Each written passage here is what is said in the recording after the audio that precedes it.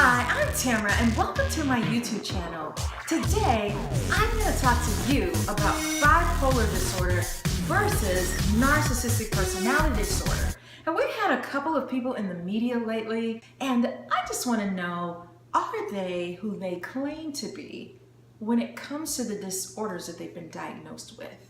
I remember when Kanye would say, I'm amazing, I'm a genius, I'm awesome, I'm wonderful. Usually when you hear those words, you think narcissism. You're supposed to wait for me to give you a compliment. So what is narcissistic personality disorder? Narcissists have a high sense of their own self-importance. They seek power.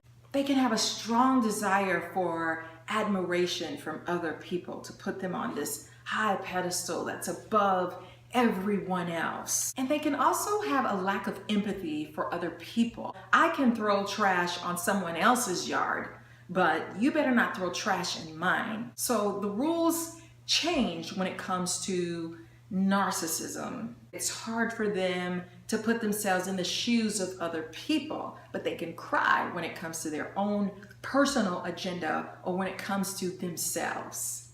They don't play fair. Yeah, that does sound like it could be a description of him, possibly. Like when he ran on stage and he told everybody that Taylor Swift did not deserve an award, that Beyonce did. But that's sort of speaking up for someone else on their behalf. So what is that really? So let's take a look at bipolar disorder. They can go into manic stages or hypomanic stages or depression. That's what the bi stands for. It's like two different sides. It's a split. One of the things about people with bipolar is they may not like that medication that they're on, because the manic phase can be super fun. It can be exhilarating. It can be a high above highs. It feels really great to them. They can go into a stage of creativity, productivity. Depending on how high functioning you are or low functioning, some people may start millions of things and never finish because they've just got a flood of ideas that they're exploring, and it's just a great, amazing feeling.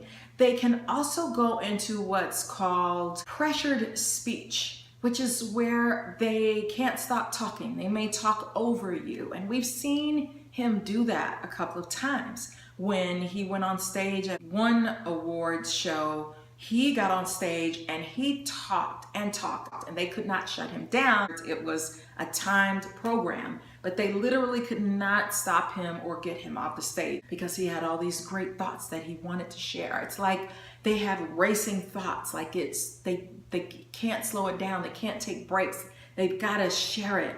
They can go into a stage of grandiose thinking, which narcissists also have sort of this grandiose thinking where they think that they are better or above others or at a higher level or smarter or more beautiful than everyone else. With bipolar, it's not quite that way. They may go into some delusions where they think they are literally the president of a country, if they're really delusional or having some level of hallucinations. So their sense of grandiose, it might not have as evil of a slant as we think of someone with narcissism. Some people with bipolar can be scary, whereas others can be sort of not so much so. Now they're saying there are different degrees of it. It is considered a brain disorder. It's like their brain is defying them. It can be exhausting in some ways. Maybe they go into an extreme state or a complete psychotic breakdown where they think they can fly, or they have these great abilities that are above human dimension. But they can have different levels of it. I think as far as he's concerned, I do think he has a conscience for people, because when he was on TMZ and he kind of went into a phase where he was saying things that he believed to be true and a guy confronted him on it, it's almost like I've seen some other people with bipolar kind of like they can go into rages, for example, where they're extremely angry, they're mad, and you can't stop them from being in this rage and turning that feeling or that impulse off, but then somebody will come in and say, hey, that's not okay how you're acting. What's going on? And you could just see them kind of jump out of that stage. And I kind of saw him do that when the guy confronted him. He was apologetic. He went over and he wanted the guy to be okay. He didn't want the guy to be mad at him. It was please don't be angry at me. I'm not trying to upset you. Can I give you a hug? Whereas if it was someone who's more narcissistic, they may have a hard time apologizing. Let me make sure that you're okay. They're gonna be more into the self. When someone is bipolar, they can go into deep states of depression where they feel really bad, where they feel really sad, where they can't get out of bed, and it's so difficult to function. But then they can go into an irritability state where it's a combination of both. It's like they're kind of in the depressed mode, but then they're trying to come up and cycle into that super hyper, lots of energy mode, and it clashes like thunder. And it puts them in a state of irritability, snapping, frustrated. So bipolar has a moodiness component to it where the person can just seem extremely moody. They may not go into those extreme rages except for once a year, or it could be once a month or once a week, or it could be every day for some people.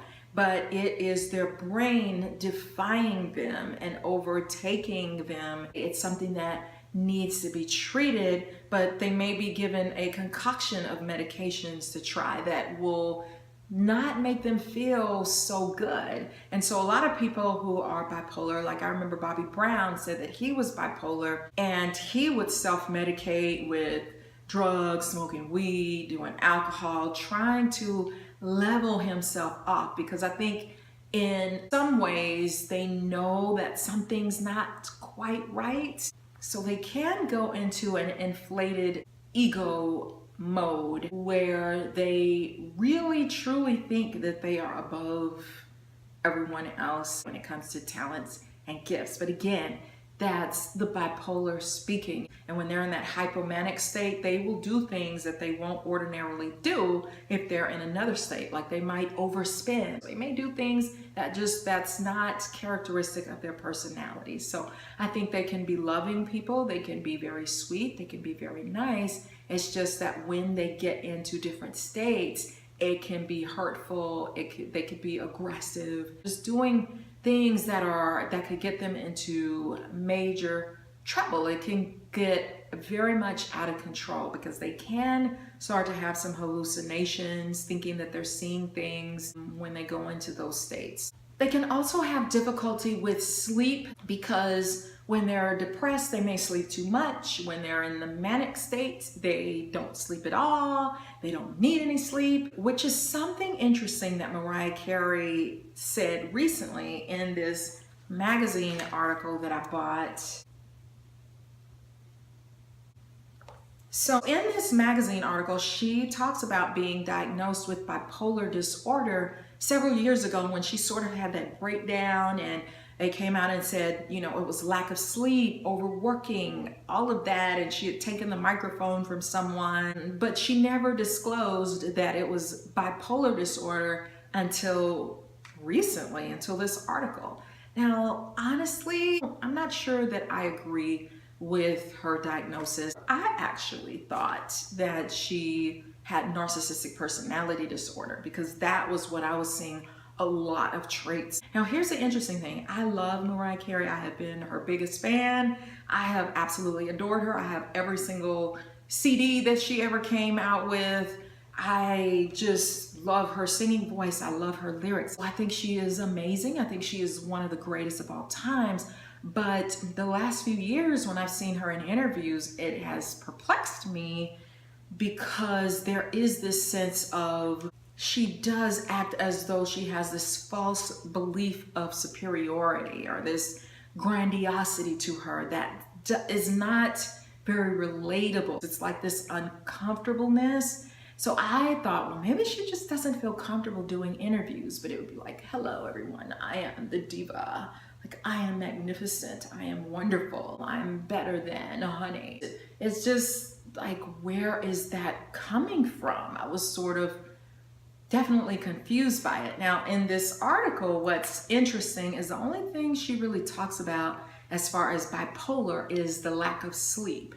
Couldn't that just be the artistic component? Don't most recording artists end up recording in the middle of the night or all hours of the day or until 4 in the morning? And I remember back then, she decided, I have to get 8 hours of sleep. That really helps. She recently did a reality show where she got to see that nicer side of her that we haven't really seen as much on interviews, but she also sort of speaks of feeling a little depressed, like, can you ever be completely happy? That could be a component of bipolar. With high-functioning narcissists, you don't always see this grandiose. Sometimes it has to be triggered. There were always issues with her childhood. There was the absent father. She would end up staying at home a lot by herself for long periods of time. When you have narcissistic personality disorder, a lot of it is thought to have developed at a younger age. One aspect of that is when you are a little child having to take on adult responsibilities,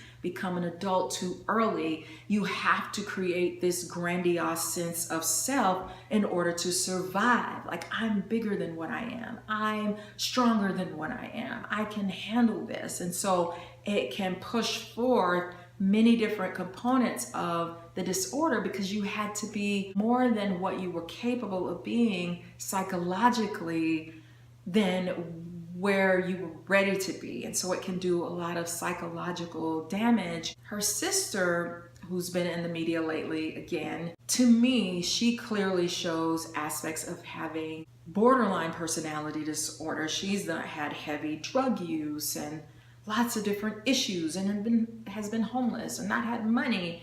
And she claims that there was a lot of chaos in their household when they were growing up.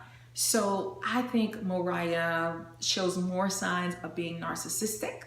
I think a clear example of that was when she was on American Idol. I remember Nicki Minaj came out in public and said, "It has been an awful experience. Wait until you see how Mariah treats me." Mariah was constantly putting her down, constantly attacking her, trying to make Nicki look stupid. It was just this ugliness, this narcissism that was coming out. They said that Mariah said, "Do not put any females on this panel with me," because I think she wanted to stand out. She wanted to be the female diva.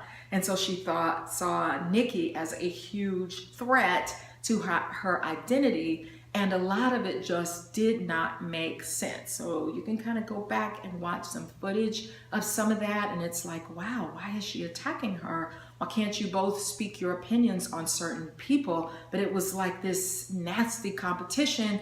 So someone with narcissism can have extreme sarcasm.